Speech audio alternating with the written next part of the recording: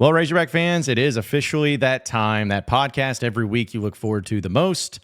Today, I'm going to tell you why I hate the Texas Longhorns on today's Locked On Razorbacks podcast.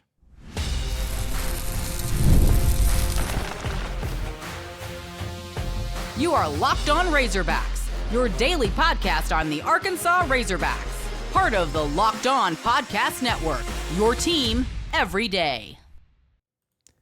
And welcome into the Locked On Razorbacks podcast. I am your host, John Nabors. I am also the host of Inside Arkansas Live, which you can catch every weekday starting at noon on Inside Arkansas and InsideArkansas.com. Today's episode is brought to you by FanDuel. You can start the season with a big return on FanDuel. New customers can place a $5 bet, and you'll get started with $150 in bonus bets if you win your first $5 bet. Visit FanDuel.com to get started. Hope everybody's having a wonderful Friday. You finally made it to the weekend, and I know we'll talk a little basketball, something that's been on my mind, and look ahead to the SEC weekend and what it could all play into for college football purposes. But I actually have really enjoyed doing these particular series of podcasts. And for those of you who may be Texas Longhorn fans that are jumping into this and you see, just know you're not special. I do this for every SEC team that Arkansas faces, so relax. But still, this is one that there's been certain teams that have been a lot easier to talk about the hatred for them. I mentioned when Arkansas played Mississippi State, it was really hard to find reasons to hate Mississippi State. But give me time. I can always figure out something. And there's teams where it's really easy, where I could spend an entire podcast, 30 minutes plus, talking about why I hate certain teams. And Texas, to be honest, is one of those teams. Texas, the Longhorns, that is just makes you feel a certain way. And I'll start with this, folks, that the reason I hate the Texas Longhorns, a lot of it stems from my dad because he hated the Texas Longhorns as a Razorback fan.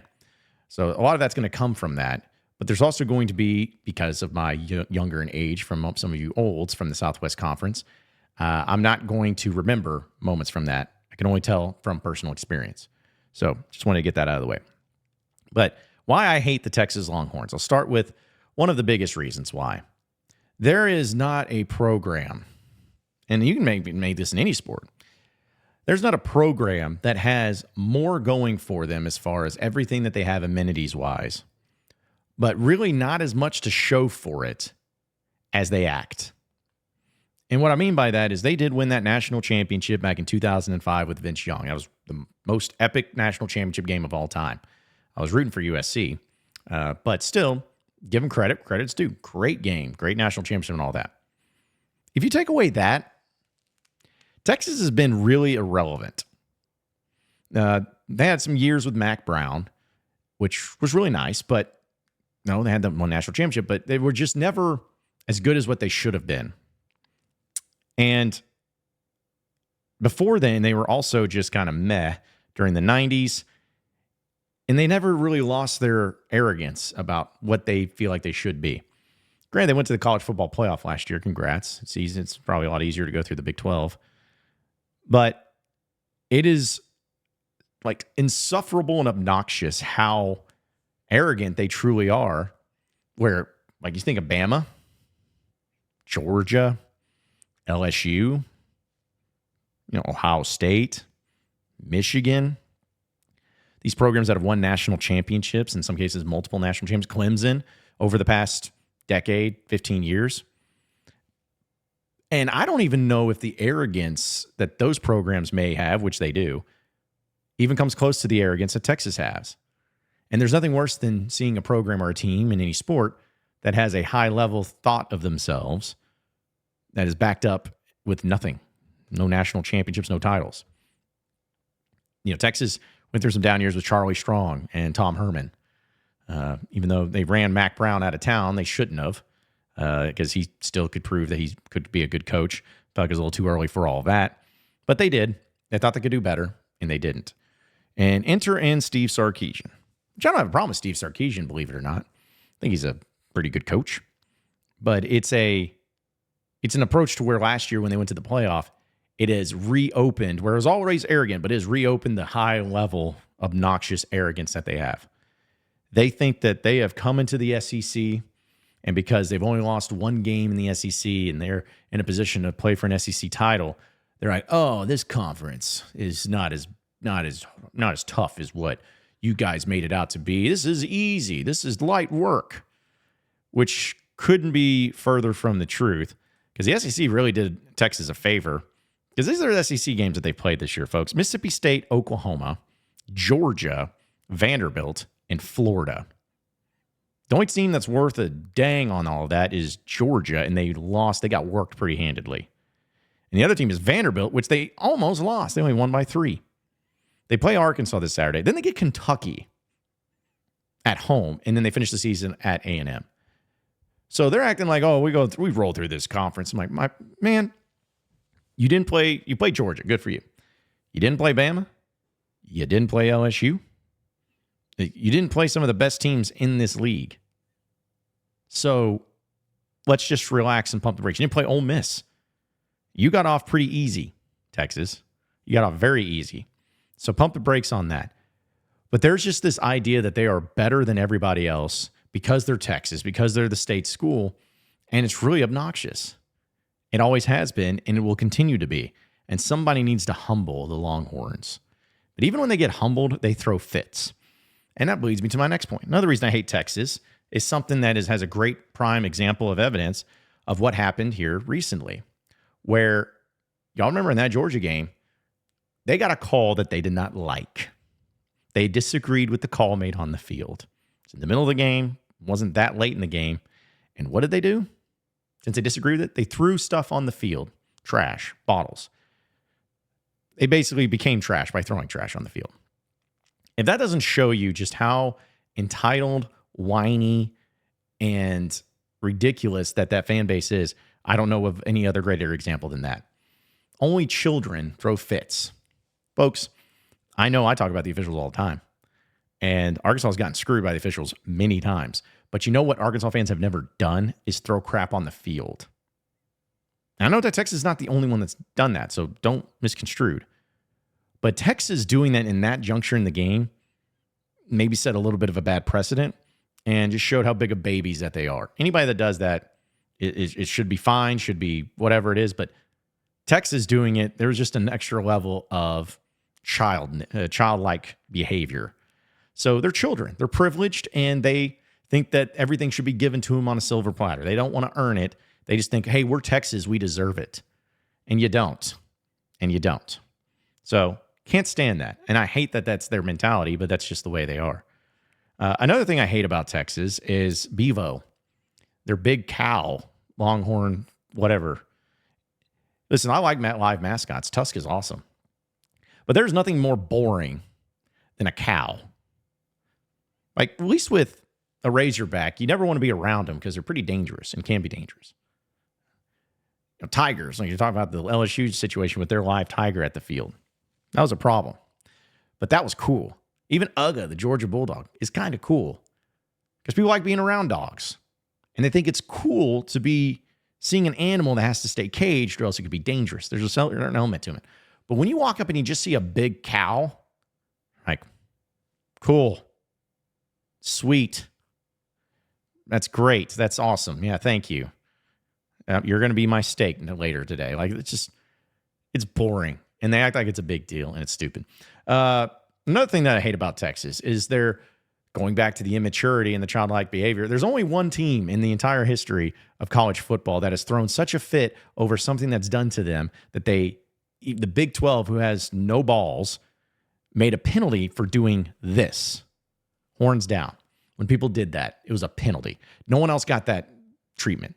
If some other team won and somebody did the gator chomp, there's never a penalty for that in the SEC. It's never happened that way. But yet, if you do this, yeah, it's a penalty because Texas doesn't like it. It's rude. You're a bunch of pansies if you can't handle not doing this, doing this. You're a bunch of pansies. Like, how do you consider yourself a big, bad football program when a gesture like this freaks you out and triggers you? That's soft. It's extremely soft. And you guys should be embarrassed that actually makes you feel a certain way because all it's going to do is make people do it even more. So another example of just being childlike. I hate their colors. Burnt orange is disgusting. Like, burnt oranges never look good on anybody. Nobody is like sitting there like, man, you know what? I really can't wait to break out my burnt orange colors to wear in my outfits. No one decorates their house and puts wallpaper around that's burnt orange. Like, maybe if you're a Texas fan, you do, but nobody willingly says, burnt orange. What a lovely color. Really looks good on me. Yeah, no one ever said that. So the colors are disgusting. The fans are entitled. The amount of success that they should have in all the sports, they don't. And honestly, I hope somebody humbles them here soon. Maybe Arkansas, probably won't. It won't be Kentucky either. A&M, I don't know. I'm going to be torn in that one because I hate them both. I may root for A&M, as weird as it may be, because they, again, just have this pompous windbag type of aura about them that they just think that they're better. Again, when they haven't accomplished really anything. And I know Texas fans are going to be like, okay, so what's Arkansas accomplished? Arkansas hasn't accomplished near as what you should, Texas. And guess what? Arkansas does not have this pompous feeling of, we're better than everybody else. We're better than Georgia. We're better than LSU. This is the flagship university. No, you're just a bunch of children, entitled, rich children that think that everything should be given to you because you're Texas, where you were corrupt dealing with the Southwest Conference because you got the benefit of everything because you were Texas. And anytime that you didn't get your way, you threw a fit. So how's that? That's just, scratching the surface. I could spend all day talking about this, but I don't have time because there's other things we got to get to, more important things. But hey, one more time, Horns. I hate Texas. And that's just a little bit of the percentage as to why. I'm going to bring up something about Bud Walton fan experience here in a second. So stay with us on the Locked On Razorbacks podcast.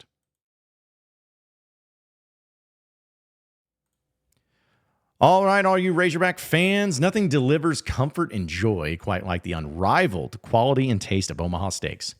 This year, skip the holiday hustle and bustle and save 50% off gourmet gifts site-wide at omahasteaks.com. Plus, get a $30 reward card when you shop early. And you can score an extra $30 off with promo code COLLEGE. That's it, promo code COLLEGE. With 5 generations of experience, they consistently deliver the world's best steak experience.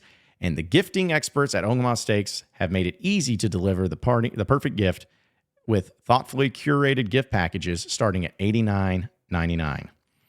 From legendary steaks to mouth-watering desserts and more, save 50% off site-wide at omahasteaks.com. Plus, our listeners get an extra $30 off with promo code COLLEGE and a $30 reward card when you shop early. That's 50% off at omahasteaks.com. An extra $30 off with promo code COLLEGE. Minimum purchase may apply. And of course, we're also brought to you by our friends over at HomeField. HomeField is the place for all of your vintage Razorback apparel. Some of you have been going to the Razorback basketball games and you see that beautiful, big slobber hog right there in the middle of the court. You're like, it just feels right, feels good. Well, over at HomeField Apparel, you can get the slobber hog on your apparel itself, on your shirts, on your bomber jacket. They got it all. And they have all the different logos, whether it's the hog running through the A, the hog leaning on the A, slobber hog, all the cool stuff that takes you back to a time of the Southwest Conference days or even the national championship winning basketball team. Whatever it is, they got it. And you just got to go over to their website at homefieldapparel.com. That's homefieldapparel.com. Use my promo code PIG24, and you'll be able to see all the great stuff they have for Arkansas apparel. It's homefieldapparel.com. All right, so moving on into the next segment of the Locked On Razorbacks podcast. All right, I want to bring this up, which may upset some Razorback fans, but I think it needs to be said. Maybe some of you don't even care. But people have been talking about the crowds at Bud Walton Arena here in the first couple of games and how weak they've been. And when I say weak, there's been probably 12,000, maybe 13,000 at best for the first couple of games, midweek games, Wednesday night games. And so people feel a certain way about it. And I'm not here to attack fans because I think there's a lot of people that should be at fault here, but there needs to be more people at the games. And the problem is that Arkansas sold 19,200 season tickets. And Bud Walton, they sold nothing but season tickets. There's no single game tickets or anything like that. It's just all season tickets. Financially speaking, that's smart by the U of A because that's how you guarantee and lock in the money. But what it does and the problem it causes is what we are seeing, where season ticket holders they are busy. They have things to do. They don't have time to sell their tickets to a third party or give them away or whatever it may be. And so they just go to waste. Corporations have season tickets and they don't give them out. And you see empty seats. It's sad. And it doesn't need to happen. So they have got to figure out a way. And I'm talking about the U of A. I'm talking about whoever. To keep this from happening. It's sad. There's no excuse for it. Folks, I kept saying on Twitter that I would gladly give away any tickets and help give away tickets to fans that wanted to use them on my social media. And I still say that. So if you have tickets, you just say, hey, I can't go to the game. I got 2 tickets. Let me know on Twitter and I'll put it out there. And people will hit me up. And then so that way people can at least sit in those seats. But it's been really not just the crowd. There's the experience of Bud Walton that has really gone downhill. I believe the marketing for the basketball program has been poor overall. A great example of that is the Arkansas-Baylor game in Dallas.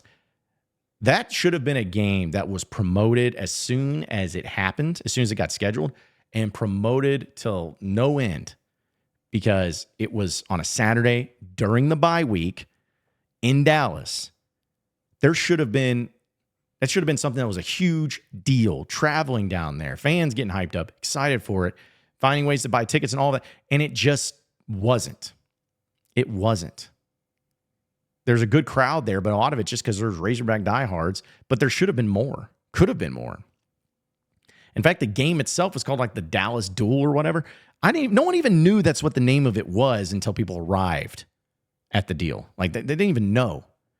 So that's just a really good example of how poor it's been. And in the experience there in Bud Walton, I'm not blaming one person or one entity. It could be a collective group. The play on the court has to be the most entertaining thing. I get it. I know that. And the play on the court in the first half of the game was not good. So it's hard to get excited about that. But it's just the small things that really end up bothering me. Like the national anthem when it gets sang. So far, every time the microphone has had a massive, nasty feedback, and it's made it really awkward, uncomfortable. So I was like, you're already starting weird. But you do that. When I was there on Wednesday, they had elementary school day with the women's basketball team, I think the prior week, and it wasn't clean. But like I was stepping in popcorn that was still on the ground from the previous game. There was sticky stuff everywhere.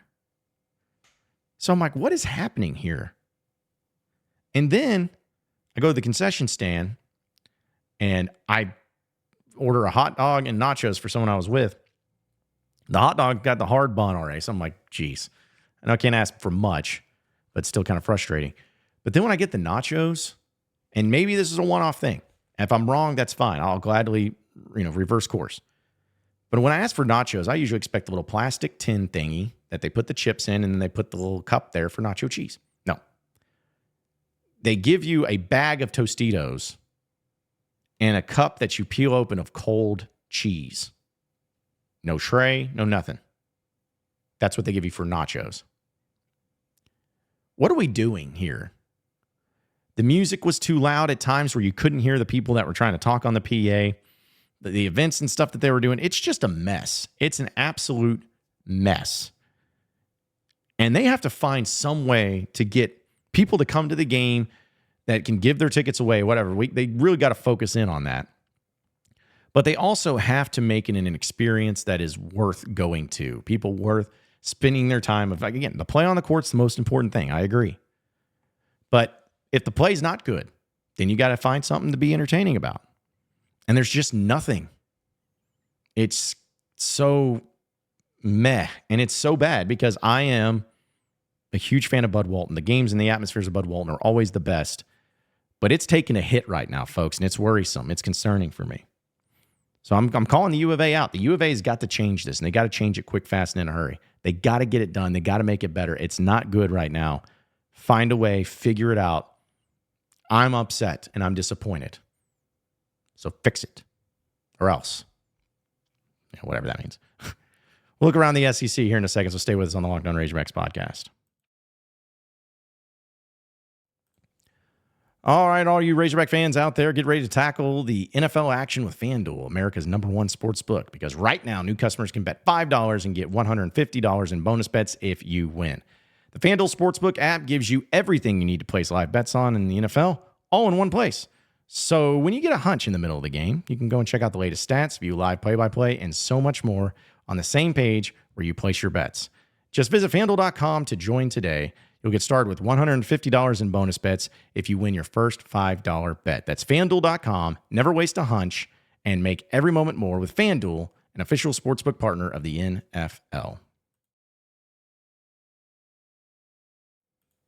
All right, so final segment here on the Locked On Razorbacks podcast. So looking at around the SEC as far as some of the scores that are going to be happening or the games that are going to be happening this weekend, it's decent enough. I mean, there's a couple of games. Obviously, Arkansas and Texas we've talked a lot about, but there's also a lot of bad games. I don't know how this happens. Like, you got UL Monroe and Auburn. That game's gross. Like, how did Arkansas and Texas being at 11 a.m. is sacrilegious, and it's just so terrible. But 11:45 in the morning, you got UL Monroe and Auburn. Goody. Then at 12:30, you got Kentucky and Murray State. Gross. Then at 1 p.m., you got Mercer and Alabama. Ew. 2:30 game is LSU and Florida, which I guess is technically a rivalry. But that game's being played in Gainesville. LSU's a 4-point favorite only down there in Gainesville. Don't know how that's possible. So not exactly a great matchup. The Missouri-South Carolina game, I guess since it's a top 25 game now, is interesting. South Carolina's favored big time, and I really hope they put a hurt in Missouri. That would be nice. Sick of, like, Missouri's had such the easiest schedule ever, and they haven't really faced a good team yet, and so they really need, actually, I take that back. They faced two good teams, decent teams at least, and they got the brakes beat off them by LSU and by Texas A&M and also Alabama. Like, they got skunked by Alabama. So there's that game. 3:15, that game. It's weird. Georgia and Tennessee is the game of the day, game of the night. Like, that's going to be awesome. I'm really looking forward to that. That game's in Georgia.